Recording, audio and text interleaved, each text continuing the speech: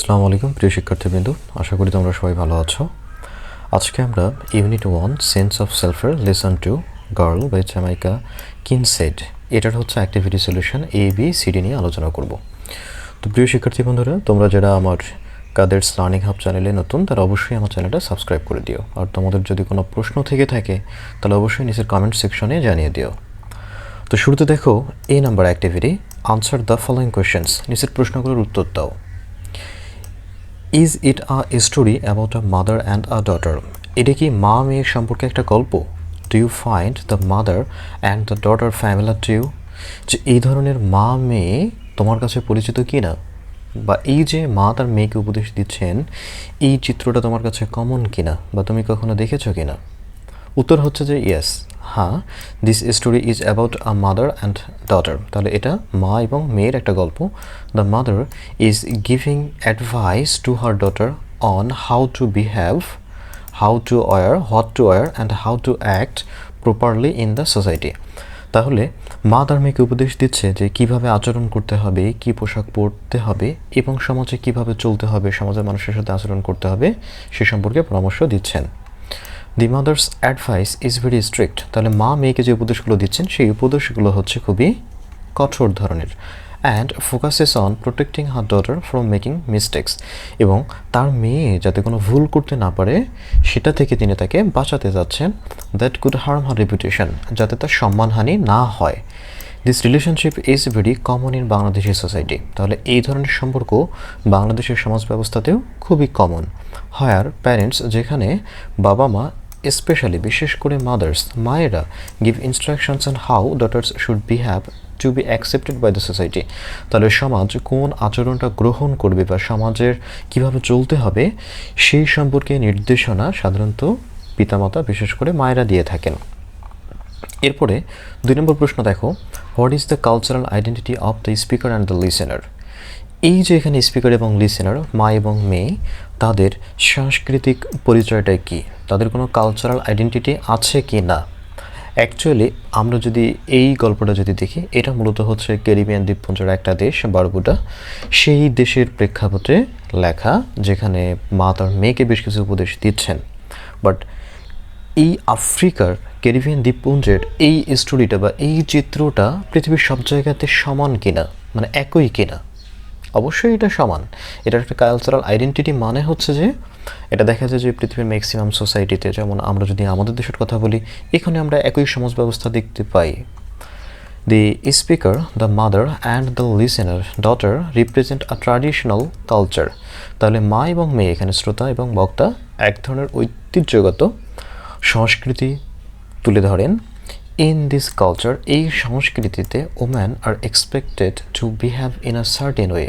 তাহলে যেখানে আশা করা হয় যে মহিলারা বা নারীরা একটা নির্দিষ্ট ধরনের আচরণ করবেন, to be seen as respectable, তাদের সম্মানিত হওয়ার জন্য, অর্থাৎ মহিলাদেরকে সম্মান করার জন্য তাদের আচরণকে সংযত রাখতে হবে। The mother is trying to make sure that her daughter follows this rules. তাহলে মা তার মেয়েকে নিশ্চিত করতে চান যে মেয়েও যেন এই নিয়মগুলো অনুসরণ করে, so that she won't be just badly by others, যাতে অন্যরা তার সম্পর্কে খারাপ ধারণা বা খারাপ কোনো কিছু পোষণ করতে না পারে। 3 নম্বর প্রশ্ন দেখো যে হোয়াট ইজ বেন্না? তাহলে বেন্না কি? উত্তর হচ্ছে বেন্না is a type of lively Caribbean music. তাহলে বেন্না হচ্ছে ক্যারিবিয়ানের এক ধরনের মিউজিক, ক্যারিবিয়ান অঞ্চলের এক ধরনের music, that has fast rhythms, যেটার রিদমসগুলো সাধারণত খুব দ্রুত হয়, অ্যান্ড সামটাইমস প্লেফুল আর এখানে ফার্টেচাস লিরিক্স। আচ্ছা, তাহলে দেখো এই যে আগের ভিডিওতে আমি আলোচনা করেছিলাম বেন্না হচ্ছে যে ক্যারিবিয়ান দ্বীপপুঞ্জের এক ধরনের ঐতিহ্যবাহী মিউজিক। এটা আঞ্চলিক মিউজিক, যেখানে অনেক ধরনের স্ল্যাং ব্যবহার করা হয়, কখনো কখনো বাদ্যযন্ত্র দিয়ে বাজানো হয়, কখনো দলগতভাবে বাজানো হয়। ইন দ্য স্টোরি গল্পে the mother tells the daughter not to sing benna in Sunday school because it is inappropriate. তাহলে মা তার মেয়েকে রবিবার স্কুলেই বেন্না গান গাইতে নিষেধ করেন, তার কারণ হচ্ছে যে এইটাকে হচ্ছে ইনঅ্যাপ্রোপ্রিয়েট বিবেচনা করা হয়। নাম্বার 4 দেখো, what is the importance of gender in the story? তাহলে এই যে জেন্ডার বা লিঙ্গ, এটার গুরুত্ব কি? গল্পে জেন্ডারের গুরুত্বটা কি? If the girl were a বয়, তাহলে এই যে গার্ল স্টোরিটার মধ্যে যদি মেয়েটা ছেলে হতো, would the mother be telling him the same things? তাহলে কি মা এই একই উপদেশগুলো সেই ছেলেকে দিতেন? দেখো, এটার উত্তর হচ্ছে যে gender is very important in the story. তাহলে লিঙ্গ বা জেন্ডার হচ্ছে এই গল্পে খুব গুরুত্বপূর্ণ একটা বিষয়, because the mother's advice is based on what society expects from girls. তাহলে মা মেয়েকে যে উপদেশগুলো দিয়েছেন সেগুলো হচ্ছে কিসের উপর ভিত্তি করে? যে সমাজ একজন নারীর কাছ থেকে, একজন মেয়ের কাছ থেকে যেসব আচরণ প্রত্যাশা করে সেই আচরণগুলোই মা তার মেয়েকে শিক্ষা দিয়েছেন। The mother is worried about her daughter becoming unrespectable. তাহলে মেয়েকে যাতে কেউ আনরেসপেক্টেবল বা অসম্মানিত, নির্লজ্জ, বেহায়া বা এই টাইপের নেতিবাচক উপাধি দিতে না পারে, সে কারণে মা উদ্বিগ্ন এবং তার মেয়েকে উপদেশ দিচ্ছেন। If the child in the story are a boy, তাহলে এই যে সমাজের গল্পের যদি উল্লিখিত মেয়েটা ছেলে হতো, the mother's advice would be very different. তাহলে মায়ের উপদেশগুলো অবশ্যই সম্পূর্ণ আলাদা হতো। In many societies including Bangladesh, তাহলে বাংলাদেশের মতো অনেক সমাজেই boys are not told to act in the same way as girls. তাহলে ছেলেদেরকে বলা হয় না মেয়েদের মতো আচরণ করতে। They are often allowed more freedom and don't have to follow as many rules to protect the reputation. তাহলে তাদেরকে স্বাধীনতা দেওয়া হয় বেশি এবং তাদেরকে এইভাবে ধরা বাঁধা নিয়মের মধ্যে রাখা হয় না। 5 নম্বর প্রশ্ন দেখো, if the father are talking instead of the mother would he say the same. তাহলে যে এখন এই যে মায়ের পরিবর্তে যদি বাবা যদি কথা বলতেন, তাহলে তিনি কি একই কথা বলতেন? If the father are giving the advice, যদি বাবা উপদেশ দিতেন, he might not say the same things, তাহলে অবশ্যই তিনি হয়তো এই কথাগুলো বলতেন না। In many traditional societies like Bangladesh, fathers usually don't give as many instructions about how to behave in society. তাহলে বাংলাদেশের মতো অনেক সমাজ ব্যবস্থাতেই বাবারা সাধারণত মেয়েদেরকে উপদেশ দেন না ওরকম করে। The mother plays a bigger role in teaching daughters about how to act properly. সাধারণত এক্ষেত্রে মায়েরাই বড় ভূমিকা নেন, মেয়েদেরকে তারা আচরণ শেখান। The father might be more concerned with other things like providing to the family for the family and might not focus on daughter's social behavior as much as the mother does. অর্থাৎ বাবার অনেক ধরনের দায়িত্ব থাকে, তাকে পরিবার সামলাইতে হয়, তাকে সব কিছু দেখাশোনা করতে হয়, তিনি হয়তো সেভাবে মেয়ের প্রতি মনোযোগ দিতে নাও পারেন। আর এই কারণেই হচ্ছে মায়েরা মেয়েদের প্রতি মনোযোগী হন। এরপর তোমাদের একটা গ্রুপ ওয়ার্ক দেওয়া আছে, make a list of foreign or unfamiliar objects mentioned in the story and make short notes on them small groups. আচ্ছা, তাহলে এইখানে এই গল্পের মধ্যে তোমার যে শব্দগুলো তোমার কাছে খটকা লেগেছে, যেগুলো তোমার কাছে আনফ্যামিলিয়ার, তুমি চেনো না, বিদেশি শব্দ, সেই শব্দগুলোর একটা লিস্ট তৈরি করে গ্রুপে আলোচনা করো। প্রথমটা দেখো যে বেন্না সং। এই বেন্না সংটার হচ্ছে ক্যারিবিয়ান টাইপ অফ মিউজিক। তাহলে ক্যারিবিয়ানের এক ধরনের মিউজিক। তারপরে আমরা দেখেছি যে ডাসিন। এই ডাসিনটা হচ্ছে যে আমাদের বাংলাদেশে ওলকুচুর মতো একটা, যেটা খেলে সাধারণত গলায় ধরে। আর tropical root vegetable found in the Caribbean. তারপরে হচ্ছে এই যে ওকড়া, এই ওকড়াটা হচ্ছে ঢেঁড়স গাছের মতো একটা ভেজিটেবল। আর vegetable with edible parts common in tropical areas, যেটা ট্রপিক্যাল এরিয়াসের মধ্যে পাওয়া যায়। সি নম্বরে দেখো, one is not born a woman, অর্থাৎ কেউ নারী হয়ে জন্ম নেয় না। ওয়ান বিকামস আ ওম্যান, অর্থাৎ নারী হয়ে কেউ জন্ম নেয় না, নারী হতে গেলে তাকে নারী সুলভ আচরণ করতে হয়, নারী হতে হয়। দেখো কথাটা হচ্ছে এমন যে জেন্ডারের উপর ভিত্তি করে আমরা যে কাউকে নারী বলতে পারি না। নারী হতে গেলে তার মধ্যে কিছু সার্টেন কোয়ালিটিস থাকতে হয়, যেমন নরম সরম, নমনীয়তা, কমনীয়তা, সফটনেস। এই কোয়ালিটিগুলো যখন নারীর মধ্যে থাকে তখন তাকে আমরা নারী বলি। মানে এইটা হচ্ছে যে একটা তোমার common concept. This is a comment by a famous gender therapist. তাহলে একজন বিখ্যাত জেন্ডার থেরাপিস্টের উক্তি ছিল এটা, যে কেউ নারী হয়ে জন্ম নেয় না, তাকে আসলে নারী হতে হয়। Does the story give you a sense of that kind? যে এই গল্পের মধ্যে তুমি এমন কিছু কি অনুভব করতে পারো, বুঝতে পারো? Right 10 sentences on your thoughts.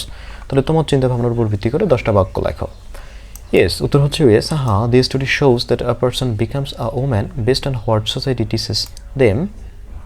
The mother in the story tells her daughter exactly how to behave, what to wear and what not to do, make sure she is seen as a proper woman.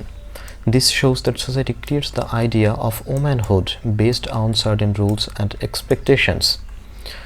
The daughter is taught to act in a certain way to fit in. Society does not just accept a girl as a woman, it makes her act in ways that are considered acceptable. The study shows that womanhood is not just something you are born with, but something you are taught. The mother's advice is all about how to fit in and avoid being judged. If the daughter does not follow these rules, she might be seen as not behaving like a proper woman. This is why the study fits the idea that one becomes a woman through what society teaches them. তো এরপরে দেখো D number অ্যাক্টিভিটিতে তাহলে দেখো হচ্ছে biological attributes make a person act as a man or woman in society, this creates gender identity and gender discrimination. দেখো এই যে biology বা জেন্ডার, এই বায়োলজিক্যাল ফিচার্স বা অ্যাট্রিবিউটসগুলোকেই সাধারণত হচ্ছে যে এক সমাজে কে নারী কে পুরুষ তার মধ্যে একটা পার্থক্য তৈরি করে দেয়। নারী পুরুষকে চেনার উপায় হচ্ছে তার বায়োলজিক্যাল অ্যাট্রিবিউটস দিয়ে, এবং যার ফলে কি হয় তার একটা আলাদা জেন্ডার আইডেন্টিটি, নারী বা পুরুষ এই পরিচয়টা তৈরি হয়, এবং একই সাথে এই যে লিঙ্গ বৈষম্য দেখা দেয়। In the following table, নিচের টেবিলে complete the list of activities that you find marked in our society as man's job and woman's job. তাহলে নারীর কাজ আলাদা, পুরুষের কাজ আলাদা, এর একটা জেন্ডার ডিসক্রিমিনেশন। দেখো সাধারণত পুরুষরা কি করে থাকে, সাধারণত পুরুষরা ভারী কাজগুলোই করে থাকে, বাইরের কাজগুলো করে থাকে, নারীরা হচ্ছে ঘরের কাজ বা হালকা কাজ। But situation is changing gradually, ধীরে ধীরে এই সিচুয়েশন বা পরিবর্তনটা আসছে। ম্যানস জব দেখো যে ড্রাইভিং কার, অ্যাথলেটিক্স, স্কুবা ডাইভিং, ইঞ্জিনিয়ারিং, এরপরে হচ্ছে আর্কিটেকচার, কনস্ট্রাকশন, হেভি লিফটিং। আর নারীদের কাজ সাধারণত যে রান্না করা, সেবা করা, টিচিং, তারপরে হচ্ছে পরিষ্কার করা, তারপরে হচ্ছে ছেলেমেয়েদের যত্ন নেওয়া, সেলাই করা, একই সাথে হচ্ছে যে গ্রোসারি শপিং সামটাইমস, কখনো কখনো দোকান দিয়ে বসা। আর পুরুষদের কাজ হচ্ছে যে গাড়ি চালানো, তারপরে হচ্ছে খেলাধুলা করা, স্কুবা ডাইভ করা, ইঞ্জিনিয়ারিং, আর্কিটেকচারের মতো বিষয়গুলো, তারপরে হচ্ছে নির্মাণ কাজের মতো ভারী কাজ, এবং হেভি লিফটিং যে ভারী কাজগুলো থাকে। এবারে আসা শেষে যে বাংলাদেশে certain jobs and roles are considered for man and others for woman. যে শুধু বাংলাদেশে না, পৃথিবীর সব দেশেই বলতে গেলে যে কিছু কাজ পুরুষের জন্য আলাদা থাকে বা বরাদ্দ থাকে, এবং নারীদের জন্য সে অন্য কিছু কাজ বরাদ্দ থাকে। Men are often seen doing outdoor or heavy work, তাহলে পুরুষকে সাধারণত বাইরে বা ভারী কাজ করতে দেখা যায়, while women are expected to do household chores, তাহলে যেখানে মহিলাদেরকে আশা করা হয় যে তারা সাধারণত ঘরের কাজবাজি করবেন। হাউএভার যা হোক, many of this roles are changing. এই যে আমি একটু আগে যে কথাটা বললাম যে এখন এই ভূমিকাটা পরিবর্তন হচ্ছে, এখন নারীরা সবখানেই যাচ্ছে। নারীরা হচ্ছে কনস্ট্রাকশন বলো না কেন, আর্কিটেকচার, ইঞ্জিনিয়ারিং, পড়াশোনা, মেডিকেল সায়েন্স, সবখানেই যাচ্ছে তারা। And women are now working in fields like medicine, law and business. তাহলে সব ক্ষেত্রেই এখন নারীদের অংশগ্রহণ প্রশংসনীয়। তো সুপ্রিয় শিক্ষার্থী বন্ধুরা, আজকে এই পর্যন্তই, দেখা হবে তোমাদের সাথে আগামী পর্বে। তো যারা আমার এই চ্যানেল নতুন তারা অবশ্যই আমার এই চ্যানেলটা সাবস্ক্রাইব করে দিও।